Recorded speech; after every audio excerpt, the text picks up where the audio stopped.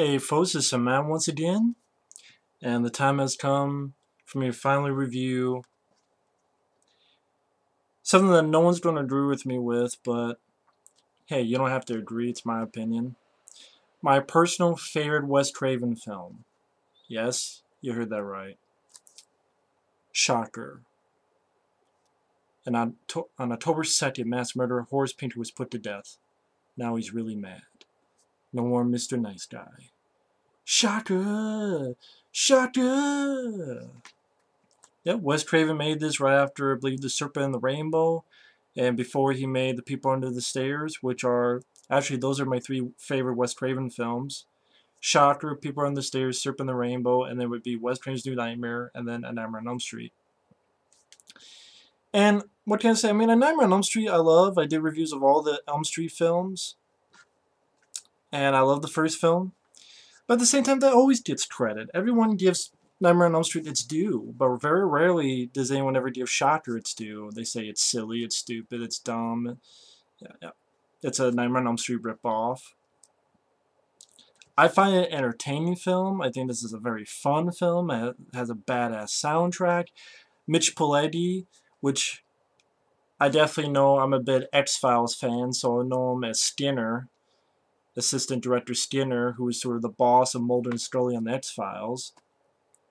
I definitely remember him from that. It's weird. I see him on that. He's such a calm guy, character, and then I see him like this, who's having a lot of fun. But yeah, this is my favorite Wes Craven film. You don't have to agree. For those wondering, this is a DVD thanks to Till from Germany who sent me this. It has an audio commentary with Wes Craven, which is alright, it's okay, it's just sometimes there's moments where it's silent and he's not speaking at all.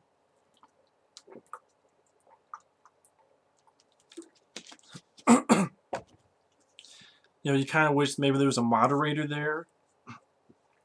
And then there's two teeny little featurettes, one's about 5 minutes, one's about 3 minutes from back in the day. And then there's the trailer for the film. And it's in widescreen. So I'm glad to have this. I'm glad to have this.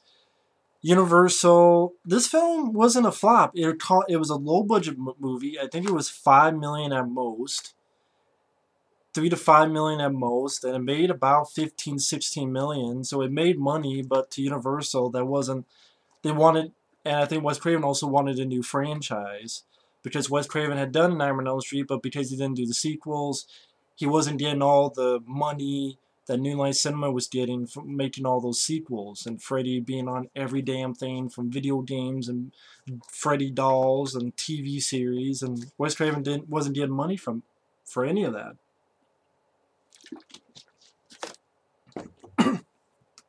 So I think him and Universal were both hoping to have a new franchise, and of course that didn't work out, and instead this got crapped on by a lot of people. To this day, gets a 5.3, which I disagree with wholeheartedly.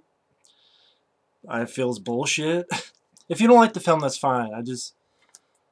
I think this film has a bad rap, and I disagree with it. I think this is a shitload of fun. Peter Berg gets a bad rap as an actor in this. I think Peter Berg did a great job. I don't understand. You have a fun bad guy in Horace Pinker, played by Mitch Pileggi. You have a solid lead by Peter Berg. I love the soundtrack from Dudes of Roth and Bonfire. The people who did the score, there's like 3 people associated with doing the score. So I don't know if all 3 of them did parts of the score or what the deal is with that. But I thought the score was well done, as well as a lot of the songs. And I just didn't know it. I think this film is a lot of fun.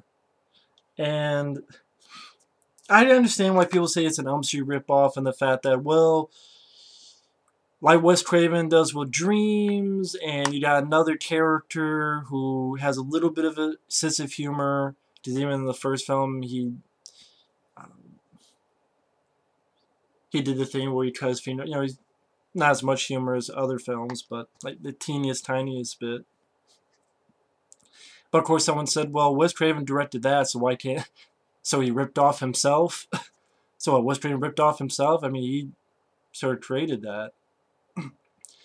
But But I think people were just like, okay, he's trying to do another Elm Street, but you can't call it Elm Street. But instead of dreams, is doing with electricity and the TV. I don't care how close. I don't care if it's if it's boring as shit and it sucks ass. Then I care. If it's not, then I don't care. And the end of it, okay. I mean, just the way it opens with Dews of Wrath, Shocker. Shocker! I really enjoy that song. I think that's a fun song by Dews of Wrath. We will have the power. We will have the glory in our shining hour. We will write our own story. We will have the power. Sorry, this film is a lot of fun. It's very entertaining. I don't get the hate for it. I think it goes by a fast pace. I was never bored by it. Pretty much, Horace Pinker is a TV repairman guy who, kills families, likes to kill families. And our lead character is named Jonathan, played by Peter Berg, who is a football player trying to get a football scholarship. Heather Langenkamp actually makes a tiny cameo, you'll blink and you'll miss it, where on the TV at the very beginning you see victims sort of in a gurney, and one of them is actually Heather Langenkamp. Little cameo that she did for Wes Craven. But Peter Berg is a very likable guy. He has a beautiful girlfriend, played by, get her name, Tammy Cooper, I believe her name, Tammy Cooper. And pretty much, this guy who's his coach, and he has another friend, and I'm trying to remember what his friend's name was. His friend's buddy. I should have had the cast list up here. You have a fun football scene where the coach is telling him that he's not focusing. He's like, get your shit together, pretty much. And he says something to the fact of, you're like that poor lady in the stands with no shirt on. And Peter Berg turns and he slaps him. He's like, see, that's what I'm talking about. You're not focused. And then he actually talks to his buddy, played by, what did his name? Richard Brooks. Which, Richard Brooks, I've seen this guy before. He was on the TV show G vs. Z. I definitely remember him from that. Done a lot of TV stuff. I remember him specifically from G vs. Z. With Clayton Rohner. And yeah, he was in 84 Charlie Mopik, which I remember. I reviewed 84 Charlie Mopik and I liked. I think he was in a small part in The Hidden. Which actually on the commentary, Wes Craven said that an influence for him was The Hidden. Which is understandable when you watch the movie.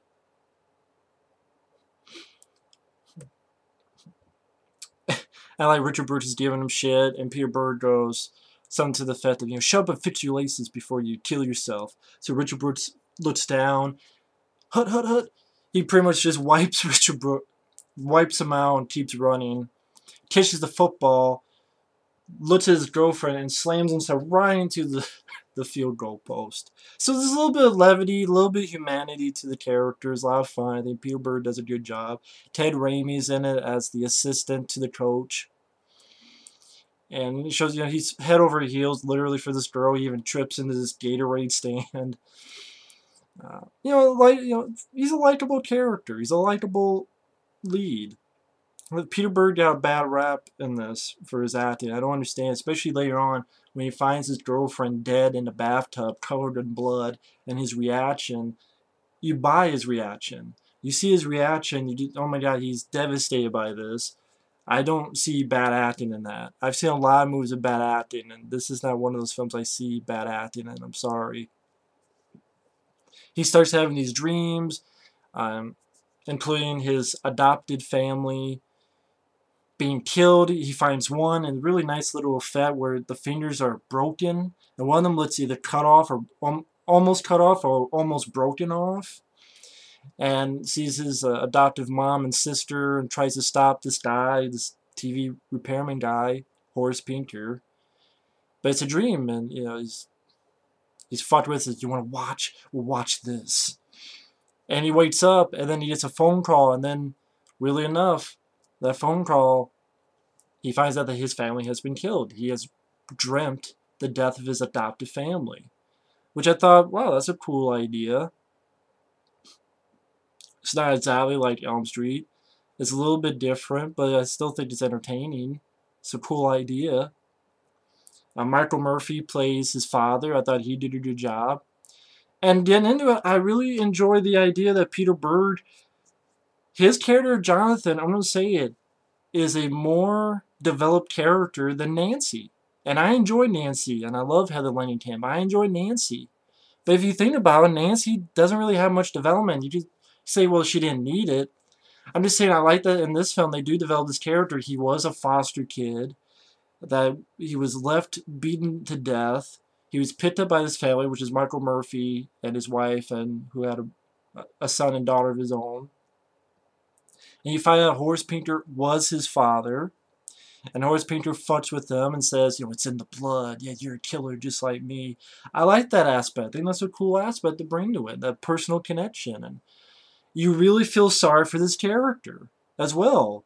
You feel sorry because of his past, like I talked about. You feel sorry because his adoptive family's been murdered. You feel sorry because his girlfriend later on gets murdered. You feel sorry because friends of his, like his coach, get killed because of Horace Pinker, and you really feel bad for this character. It's very easy to root for this character. There is a bit of development to it. And like when he's talking with Michael Murphy after the death of their family, he tells of his dream, and of course the cop isn't going to believe it. It makes sense, but you know, Peter Berg goes, you know, it was real, it was so real, I could smell the blood. You know, I could tell you where he's at. You know, fuck procedure. I could tell you where he's at. Tells him about Pinker's TV repairman. He goes there with his father and these other two cops. I like it. I like the look of the repair shop. Like lots of TVs, a lot of them are on, and I just like the way the shop is lit. I like the set design. And I like the idea that a cop's like smoking and all of a sudden he just gets taken right through this fake wall, and the fake wall goes back, and you know, Peter Berg's looking and he sees like a cigarette that's still lit. He's like, Dad? He's like, there was a guy here, what's up? And then they just see this pool of blood leak out of it. That was an image I always remember from the first time I saw this film. And I always thought that was a really cool little image. And they find a dead cop there with his clothes, you know, most of his clothes taken, throat slit. And he has gone out there and killed two other cops, stabs one, slits one's throat, nice little effect there. And gets away. And I thought, yeah, I bought that. You know, I thought this girl did a pretty decent job, Cammie Cooper. I don't think she went on to do much, which is too bad, but I thought she did fine. I bought that. And to be honest, like, compared to Nightmare on Elm Street, there's a little bit more to the relationship between, like, Nancy and Johnny Depp. I like them, but they didn't really have too much together. So when Johnny Depp died, it's like, okay, that's a cool effect. But I didn't really feel like a connection. But here I felt the love between these two a little bit more. I like that for her birthday, he gives her this pendant. Peter Berg gives her this pendant. And, you know, some say this is at times too sentimental, but I'm fine with that. I'd rather be too sentimental than not sentimental at all. And so I'm fine with that aspect. And people say it's too silly, but what they find silly, I think it's fun. I think it's fun, like a couple scenes I'll get into. And, I mean, then when she gets killed, brutally killed by Pinker in the bathroom, you feel bad. And he goes in, and there's blood all over the walls of the bathroom, and her body's like right there in a bloody bathtub sinking in there, and his reaction is really good reaction. You feel bad for this character. You feel bad. And on the walls, like, Jonathan, happy birthday, Horace Pinker. And, like, you really hate the bad guy. It's a bad guy you love to hate. And it's a good guy that is easy to root for. So, you know, that's a good part of the reason that I really do enjoy this film. I think it's a bad rap. And he does this thing that he goes into his dream so that his buddy's there to wake him up. And he finds out where Pinker's going to be at. And confronts him. The cops are there as well, and they confront him. He chases Pinker, and I like that, you know, this is a teenager, but he's willing to fight, and he's a man of action as well. So the cops can't get over the rooftop, but he says, fuck it, and he jumps from one rooftop to the other to get to this killer. I'm like, cool. You know, he's willing to risk it, and that's, you know, to do, you know, the right thing, also because of what he's done to his girlfriend and his adopted family. I don't blame him.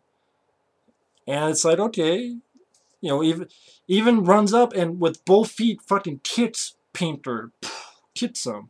And they get in a fight, and they get in quite a few fights. And I like that both of them take their punches, not just 99% of the time Horace Pinker kicking his ass, and then one thing in the movie where finally he does something. No, he holds his own. I like that the lead is a strong character. He holds his own. Peter Berg's character does hold his own.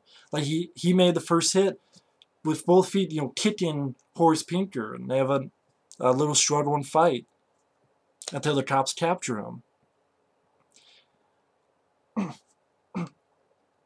And I think between Horace Pinker and Mitch Pileggi and Peter Berg, they have some nice exchanges. Like, oh, by the way, she died real hard. You know, with your girlfriend. I'll see you dead, you son of a bitch. So you like killing too, huh, Squirt? It's in the blood, you and me. We're killers. You die, you motherfucker! I'll see you die, you fucker! Oh, you're breaking my fucking heart.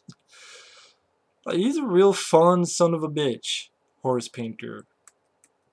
He's a guy you love to hate. It's a perfect example of that phrase, a guy you love to hate. And he does a great job of that, Mitch Pileggi. And Peter Berg does a great job, too.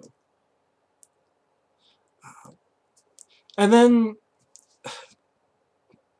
yeah, this is silly. When they're getting ready for his execution, and some guards get there by his jail cell, and he's like praying to some TV god or something. He's like, "Come on, give it to me!" And fucking Mick Jagger's lips comes out and go, "You got it, baby." That's why this film, I don't think is meant to be taken as seriously as people made it out to be. There's quite a few scenes, even when Peter Berg's being chased and he's saying certain dialogue, like, hey, come on, can we talk this over?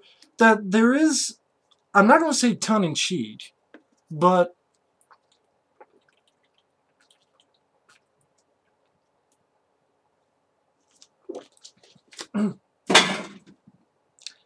tongue-in-cheek is not the right word for it, but there is a sense of fun to this. There is. Like, not a winking, but hey, this is still a fun movie as well. You know, horror movies are fun as well. And I had fun with that. Even that is like fucking Mick Jagger's lips comes out, "You got it, baby." Or later on with this fucking one of those chairs that you vibrate on comes alive and grabs. It makes me smile and laugh in a good way. And people say silly, I say that's a lot of fun. But, you know, Pinker gets shot, and the guards like they don't want to give him out the mouth, but if they don't, they'll get in trouble. And one's doing it, and he gets his fucking lip bitten, and really nice effect with the fucking lip. It's like, and then bites a guy's fingers off. It goes, finger licking good. And from what I understand, there was shit cut out, like him spitting those fingers out of his mouth and stuff. But I know this film had to go back a few times from the MPAA. It's too bad those scenes are nowhere to be found. But Universal are shitheads. This is something I wanted to mention at the beginning. Universal, I guarantee you Scream Factory would have done a special edition of this. Same thing with like People on the Stairs and Serpent and the Rainbow from Wes Craven. Because recently they announced Destroyer getting a Blu-ray. They did Horror Show, which I reviewed, and doesn't have all the footage that the one overseas has. But the Horror Show they did, and they're doing Destroyer. If they did Horror Show and Destroyer, they would have done Shocker, but Universal have, for some reason, because they're fucking assholes, and they'll, "Oh, fuck you, Scream Factory." we had Halloween 2 and 3, and we didn't do shit with them, and Phantasm 2, and we didn't do shit with them, and we gave it to you, because what the fuck? But then you guys actually did a good job with them, and you made fools of us, and it's like you threw a pie of cum and stains of any other body odor of shit in our face, and we had to suck it. You put a dick in our mouth and told us to suck it, and we didn't want to drink it. So fuck you. You can't have any more Universal movies. Even though Arrow Video did People on the Stairs, which I can't get because I don't have a fucking region-free Blu-ray player. And because Universal are dickheads, Scream Factory can't get any of these movies to do. But they do Wes Craven's films like Deadly Blessing and Swamp Thing. Which, this is a fuckload. I mean, like I said, this is my favorite Wes Craven film, personally. And my 3 favorite Wes Craven films, they can't do because Universal are a bunch of unifuckles. Sorry. Had to get that out of there. But after he bites it, he's like, you know, finger licking through, he's like, let's get on with the killing. And then he has a nice little scene with, where he reveals that he is the father of Jonathan. Which is probably why he's having these dreams, and there's a certain link between father and son. It's not just a random thing. I like that. I like that idea. I used to beat you good, real good, boy. You want to fry me? Then do it, fucking insects. I thought it was a lot of fun in this exchange. You know, does the prisoner have any final words? Yeah, as a matter of fact, I do. Your beautiful memories wiped it all out, didn't you? I was being real good when your mama tried to stop me with that gun. Shut your mouth, you fuck! Prisoner has the right to speak. Yeah, that's right.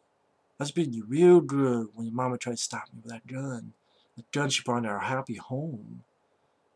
You must have remembered, boy. Don't you remember how she screamed and how clever you would pick up that gun and shoot me right through the fucking... What was it? It's not going to be word for word, but it's like, that was clever, you grabbing that gun and shooting me right through the fucking knee, you little peckerhead! Like, it's a nice little exchange and good looks from Peter Berg realizing, what the fuck, this is who I am, what? They execute him, it fails, nice little makeup effect after the fact, and he's still alive. Someone tries to check on him, just sparks erupting everywhere, explosions of sparks, and he disappears, they can't find him, and then he falls. Now, I will admit, this one was even too dumb for me, where nice effect, he evaporates into nothing, just his clothes. And this is where I know this film has a sense of humor to it, because Michael Murphy looks at him and goes, that chair really kicks ass. I mean, come on, when it does that, later on when he's saying some weird shit's going on, you just saw a guy evaporate and just his clothes are left. Electric chairs don't do that, but with lines like that, I'm like, this film definitely has a sense of humor. You know, that chair really kicks ass. I must admit, I chuckled at the line, though. But still, I'm like, come on. That's one that I'm even like, come on.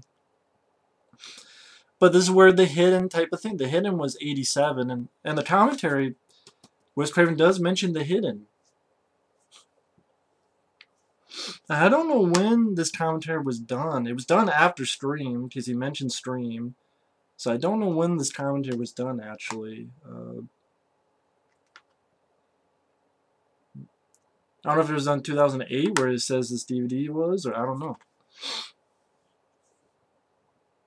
But pretty much he can go from body to body like the hidden. So he went to this lady who had checked on him, and cops are driving. She like twists one's head around and it's fucking with the other, so it drives into a tanker truck and blows up. I think he did some nice shots, like with Peter Berg holding the doors of the jail, and you know that shot with Brody and Jaws, that that sort of push in. They sort of do something. I like when they do shots like that. I think this is a pretty well shot film. I don't think this is a poorly shot film. And again, he starts having dreams of his dead girlfriend covered in blood, freaking him out. And that's where you have some fun stuff. This cop goes by the door of his place and tries to shoot him and chases him. And even, like I said, the sense of humor where the body that Pinker's in is slowing down, and Peter Berg says something like, "Should pick a better body, you gimp." And he says that because Horace Pinker, you realize at the beginning of the film, he does have a limp, so anytime he hits someone, that sort of follows that he has that same sort of limp. At least in here in his head, he has that sort of same limp.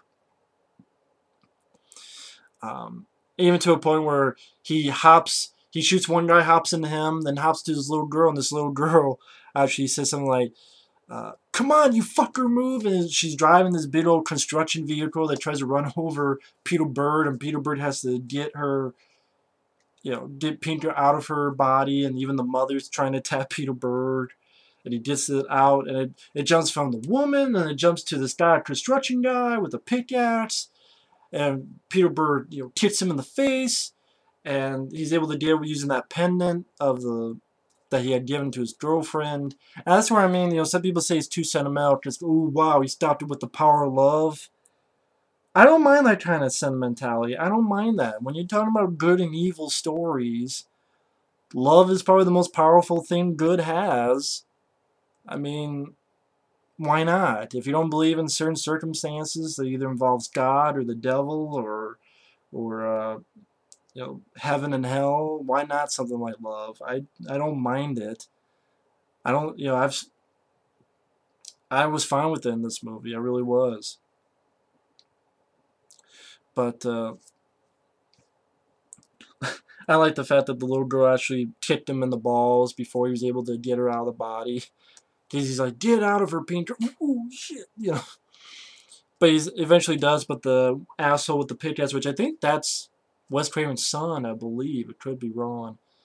Which, really enough, his son's name is called Jonathan, and then this character's named Jonathan. Peter Berg's character. That's kind of a weird coincidence.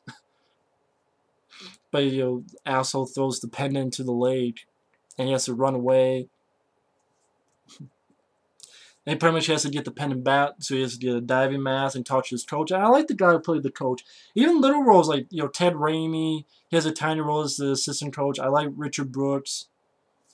I want to make sure that's his name. Because I think that's the name of the guy who played Jason in Friday the 13th Part 3 as well. Who unfortunately passed away. Had a brain fart there. I want to make sure. Because that's what it says here, that's his name. And this came out in October. Wow, I didn't realize this actually came out in October, around Halloween, really enough. October 27th. Yeah, Richard Brooks as Rhino. I know it's weird his character's name is Rhino, but whatever. But even these little roles, I liked them in it. I thought they did fine. And his coach kind of doesn't believe him, but he's like, "Okay, I'll help you out because of what you've been through." So he's a good guy. Doesn't show up, goes up there, finds that Ted Raimi's been killed. The coach character attacks him. You have a lot of fighting in this, which I like as well. I like when the hero fights the bad guy, more than one time in a movie. I'm sorry. But some nice lines, "Don't look in the closet. I made a mess on the floor." That's where he finds, Ted Raimi, who sort of falls on Peter Berg. Coach attacks him. They get in the fight, like I said. The ghost of his girlfriend coming by, and "Hey, Coach, you can get out of him. Remember what you told me, Coach? It's everything's a matter of will." And it's like, "I ate this boy's will. I ate this will's power for breakfast. This boy's willpower for breakfast." I can't remember the exact line. I don't memorize the script. I like that even this little character, he's able to have a little bit to him because he does fight back. He's like, "Jonathan, get this son of a bitch," and stabs himself in order to not kill this person, that considers him a friend. And even this little character, I'm like, cool, they gave that character at least a little moment. Even little characters can get moments. I like that. He had a little moment for him. And then he's weak. Horace Pinker needs a body. He's getting weak. This, again, a sense of humor aspect, which I enjoy. I think it was on purpose. I guarantee it was on purpose. He looks at the blood and he looks at his fingers, and Mitch Pileggi goes, why not? I like that little sort of, why not? And then he keeps going, I think I can, I think I can, I think I can. And he's able to get his fingers into this plug and able to go through, which I like that little moment, made me chuckle. And Michael Murphy, his father comes in, sees it, arrests him. He's like, there's these people there. And, um, I like this little moment. He turns on a light and he gets shot. And later on that you find out, oh, that's how Pinker gets into him. Because now by this time he's been put into the police car and Michael Murphy looks at him. And again, nice little moments for these smaller characters. His buddy Rhino, the Brooks, he smashes the window of the car and gets Peter Berg out of there and even tackles Michael Murphy and helps him out. Like, that's a good friend. That's a good friend. It's a guy I like. His buddy saves him. And pretty much again, another chase. I mean, this film really keeps going. It doesn't really slow down. I think it's entertaining all the way through, with Peter Berg and Mitch Pileggi doing a good job, and fun moments of little bits of chase or fighting or action. Nice down where Peter Berg gets up and the car barely scrapes by him and chases him up to this tower. And Michael Murphy's like, oh, my heart. And, all right, asshole, I'm nationwide now. And Pinker gets out. And I like this little moment for Michael Murphy where he had said he had a bad heart. And Peter Berg goes, I didn't know he had a bad heart. And he's like, I don't. But see, you knew that. And I knew that. But Pinker didn't know that. So I like that. Michael Murphy, he is a cop. He has a mind of his own. He used his smarts. And I like that. I like that little bit stuff for his character. I like that. And I like that, Peter Berg has his plan. He invites this news crew, this TV crew. Richard Brooks and his team are going to help out Peter Berg. They're going to take out the power at this certain time. And he pretty much dreams. He's in the lake, and I like the effect that they do, that his girlfriend just, while he swims normally, his girlfriend will just glide right through the lake. Very smoothly. I like that little effect that they do. And I thought it really kept with the love. I thought it was a pretty decent love story as well. I think you really knew that these characters cared for each other and they loved each other. And that's not too shabby for a movie like this either to do. And I didn't mind that.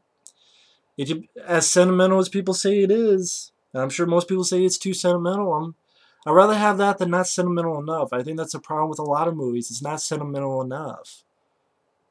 And I thought there's more real sentimentality than I've seen in a lot of bigger budget movies.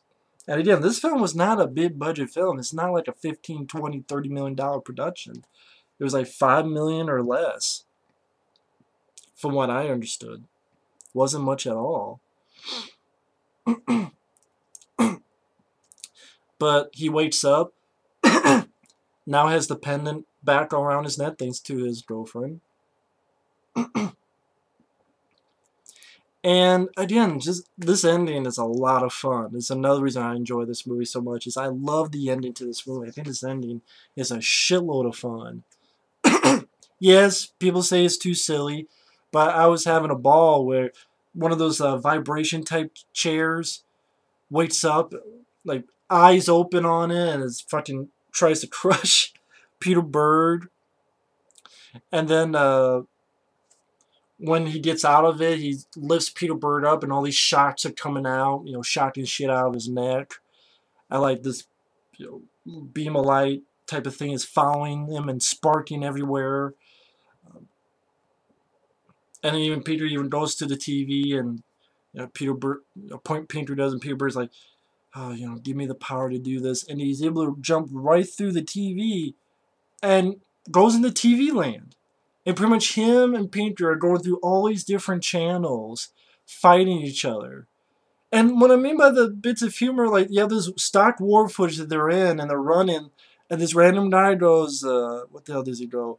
Who the hell's that guy?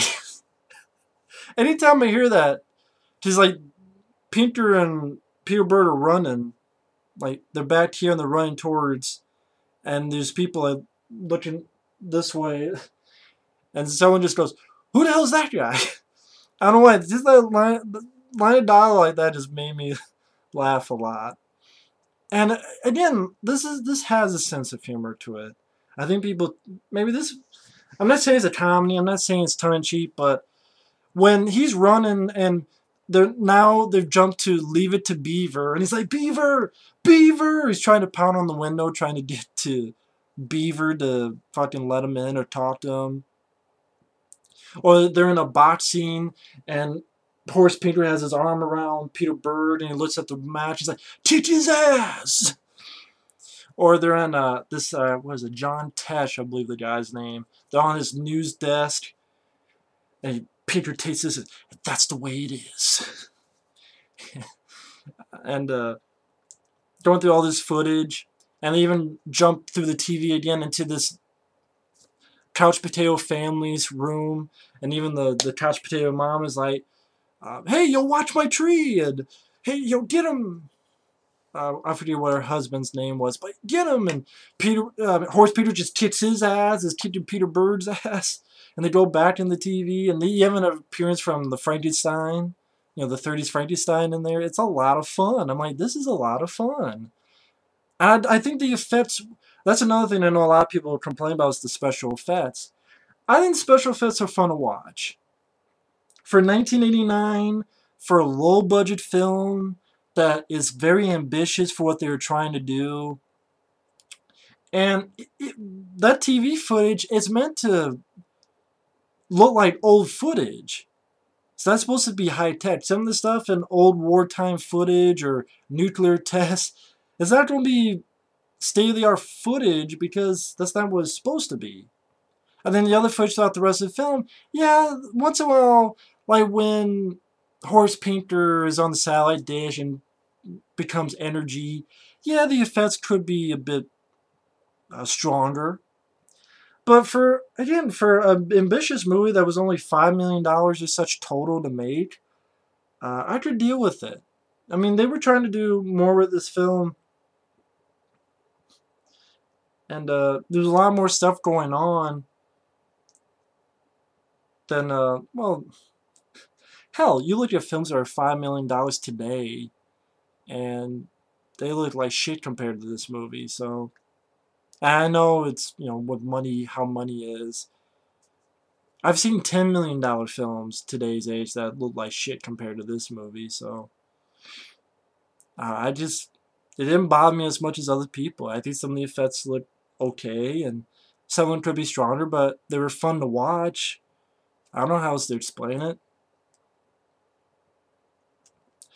And they even get to this evangelist set, and of course Pinker just kissed the TV evangelist's ass, and they get back out, and there's the reporters that Peter Berg invited. He's like, holy shit, this Horace Pinker, and he does something. Pinker does something like, special bulletin, huh? Yeah, I'll give you a show, and scares them. I thought Mitch Pileggi did a great job with this. He really owned this role. And Peter Berg realizes, he's ready for his plan to work, but he realizes he's behind when Horace Pinker goes, your watch is ticking a licking. I don't think it's ticking no more. And I think it's before that, I gotta get to, before that, I can't forget, he had grabbed a TV remote doing that. And he's able, because now Horace Pinker is bound by the rules of the TV, the electricity, and all that. He's bound by the rules, and he's able to use the remote to control Horace Pinker. And I love this idea. Bad Guy You Love to Hate, getting some justice of his own. He's able to rewind and make him hit himself and smack himself across the walls. And, from my baby sister, he says, and Peter Berg has some nice lines. And that was something that you could never know how it feels to be a victim. That might not be the exact line, but I liked what Peter Berg was saying. I don't know, I just really liked it. I liked that he was getting some payback. And then after what I said, he has to get out of there, there's a struggle. And I like that Horace Pinker's trying to get through the TV, but Peter Berg unplugs it, so he smashes right into the TV. And then struggles, and he takes the pendant, Peter Berg, and gives like a big fuck you punch. Boom! And his big sparks. right across his face, like a big fuck you knockout punch, right into Horace Pinker.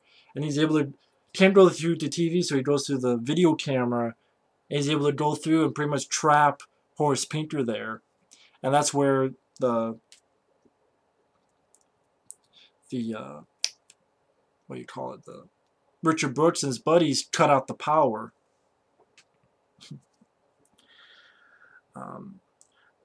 And he, now granted, I don't know what will happen when the power gets turned back on, because I think, you know, they, like I said, they did want a franchise with this. But my guess is, since there wasn't a franchise, here's my guess, is that, well, he gets weak, he needs power, but he's trapped. So he's less and less and less and less, and he needs power to survive until, boom, he's gonna, no more power. All of his energy has been completely zapped. Gone like the wind. And that's sort of my thoughts on it. And the ending leaves it pretty decently final. He walks out, and even Wes Craven is one of the neighbors. I think he's the one that goes, "Hey, I saw you on TV." Yeah, that was me. And again, I know a lot of people hated this because it was too sentimental.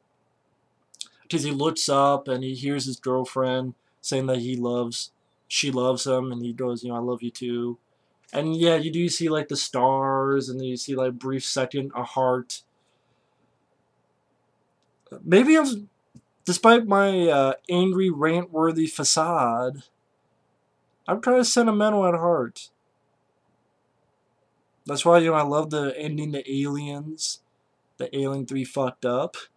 I enjoy this ending, and maybe that's why a lot of times I like happy endings, because I'm just a softie at heart.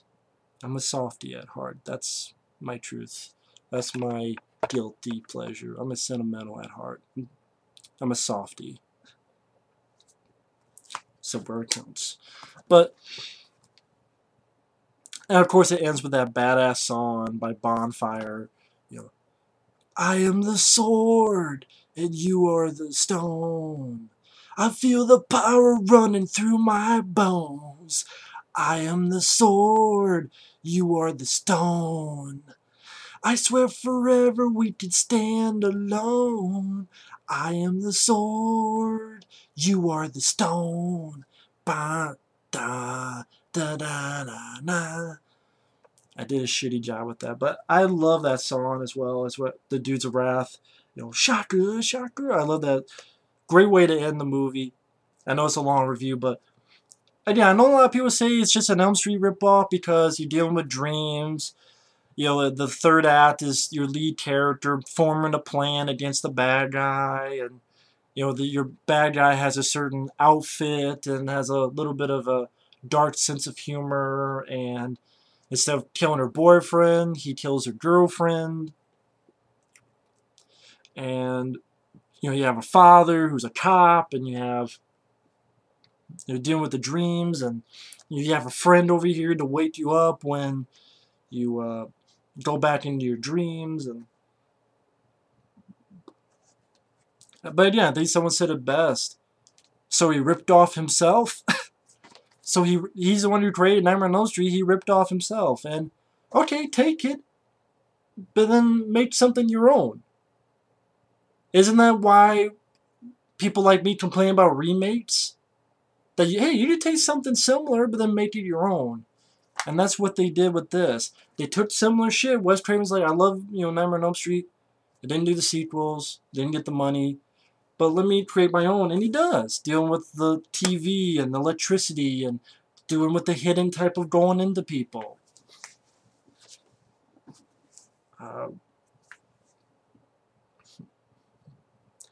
And I think Horace Pinker was different enough from Freddy Krueger. I didn't think of him as a Freddy Krueger ripoff. I thought he had a different type of personality. He was much more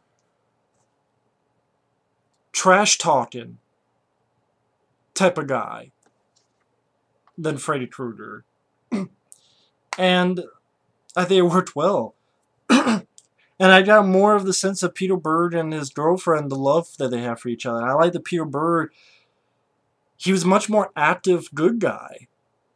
I mean, he was a very active, he's a teenager, but he's really taken to it. That's why I love about this character. He is not just hiding in a corner, he's taken to it. He's chasing, he's fighting, he's defending himself.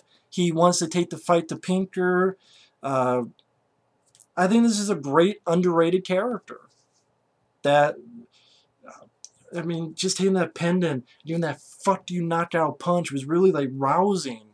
I'm like, fuck yeah, boom! Knock him the fuck out. Punch the Pinker up his stinker. I love this film to death. And the effects, even when they could have been a little bit better, they're fun to watch. The ending going through TV land is definitely interesting. Kind of original. Wasn't done that much. I mean, a little bit later on, you had a film called Stay Tuned, which I love. With John Ritter. It's my favorite John Ritter film. But at that time, that wasn't really done like that. And very fast paced. I never got bored. Awesome soundtrack. Bonfires, Sword in the Stone, Dudes of Wrath. I think Alice Cooper helped with the score. At least he's listed on there. I really enjoyed the score as well. There's like 3 people listed, but if all 3 of them did it, they all did a great job on the score. Not just the songs, but the score. Some people involved with Kiss, I believe, helped with the soundtrack, which was nice.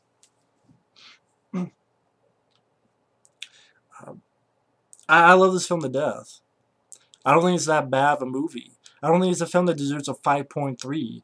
I don't think it's a film that deserves to be shit on as much as it does. I think it's entertaining. I think it kicks a lot of ass. I think you have a very likable lead in Peter Berg, who does a great job. I think you have a fun bad guy in Mitch Pileggi as Horace Pinker. Horace Pinker is a very underrated villain. He's a lot of fun to watch. Has some fun lines. That's the way it is. You have a great soundtrack for your background score. It's not scary. Well, guess what? I was never scared by any of the Nightmare on Elm Streets, including the first one. So how about them apples? I'm not scared by a lot of things. You know what I'm scared by? Bills that come in the mail. That's what I'm scared by. So it's not scary. Well, I never found any of the Elm Street films or Friday the 13th films scary either. How about them apples? Never found The Exorcist scary. How about them apples? You know what I find scary? If a fucking poisonous spider was right there on my window, then I'd be scared. But movies, no. But it would have been nice if Stream Factory could have done a special edition of this, but Universal, a bunch of dickheads that want to fucking put a goddamn cattle prod up their ass and give a twist. Zzz. Give them a shock for life. And I'm fine with the dream sequences. I think they fit the film well. Him getting in touch with his girlfriend, making his girlfriend still a character in the movie, and still a prominent character who's actually doing something and helping him out, even if it's just, in here. The hidden type of stuff is fun. Done a hell lot better than shit like Fallen with Denzel, which that's a piece of shit movie. But I love. It's hard to pick between the Shocker and the First Power for me, because I love both of those films a lot. But I will say the First Power, the ending, I don't care for. Well, I should say the last scene. I love the ending. The last scene, I don't care for. This, though, I don't have any problems with it. I don't. I'm sorry. What people find silly, I think it's fun. I mean, when he gets attacked by when Horace Peter took over that chair, is this Barker Lounge is going to kick your ass. I think this has a sense of humor that people either disregarded, didn't give a shit about, or went over their head. And you're not wrong if you hate the movie. A lot of people hate the movie. I don't understand it. I think this film is a shitload of fun. And that's the way it is. So I don't know what more I could say. It's my favorite Wes Craven film. You'd be pissed at me all you want for saying that, but it's not going to change my mind. I love this film to death. I could defend this film.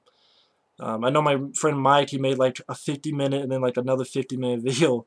I can't do that, but this 50-minute video, I guess, will suffice. But yeah, Shocker, again, I know the MPA went to town on it. Would have been nice to see those scenes. Nice to see interviews with Wes Craven, new ones, his thoughts on this. I know there was forget where it was.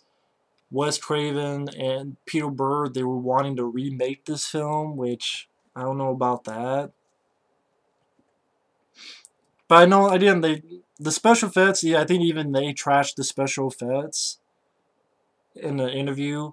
But Peter Berg, it seemed like he still likes the movie, and he's proud of the film, and he's thanks Wes Craven for giving him, a lead role so early in his career. So it sounds like, other than the effects, which, wasn't too big of a problem for me, but I'm alone in that. Other than the effects, he seemed proud of the film. I think Wes Craven may feel the same way as well. I don't know. But that'd be nice to see interviews with Peter Berg, interviews with Wes Craven. But you never gonna get that because Universal are cheap bastards, and they said fuck you to Scream Factory. Just like Scream Factory wanted to do Child's Play 2 and 3, Universal said fuck you to them as well. Universal to go fuck itself. Literally take its dick, roll it back up to its scrawny ass, and go fuck itself. But anyway, this film, I think is kick-ass and badass.